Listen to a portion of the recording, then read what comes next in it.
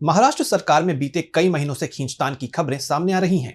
शिवसेना प्रमुख एकनाथ शिंदे सीएम की कुर्सी हाथ से जाने के बाद से लगातार तल्ख तेवर दिखा रहे हैं, जिसको लेकर बीजेपी को डर लग रहा है।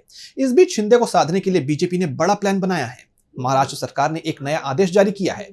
तो क्या है वो आदेश, जानने के लिए देखिए ये रिपोर्ट। महाराष्ट्र में महायुति में बढ़ती दरार की खबरों के बीच महाराष्ट्र सरकार ने एक नया आदेश जारी किया है।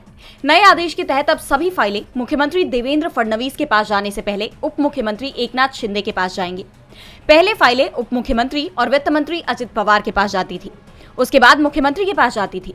लेकिन नए आदेश के तहत सभी फाइलें सबसे पहले अजित पवार के पास जाएंगी, फिर एकनाथ शिंदे के पास और आखिर में मुख्यमंत्री फडणवीस के पास पहुंचेंगी।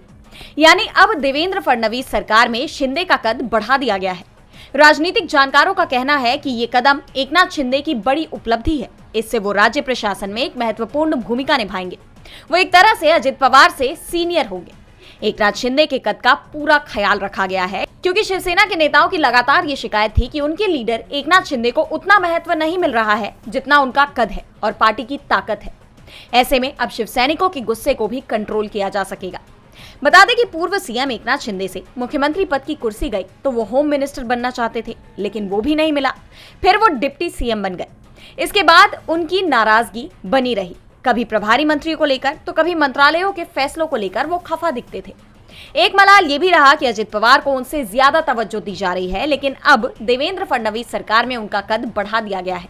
स्थानीय निकाय के चुनावों से पहले ये फैसला काफी अहम है, लेकिन अब चर्चा तो ये हो रही है कि कहीं महाराष्ट्र सरकार का ये फैसला उस पर ही भारी ना पड़ जाए, शिंदे को मनाने की कोशिश में अजित पवार नाराज ना हो जाए।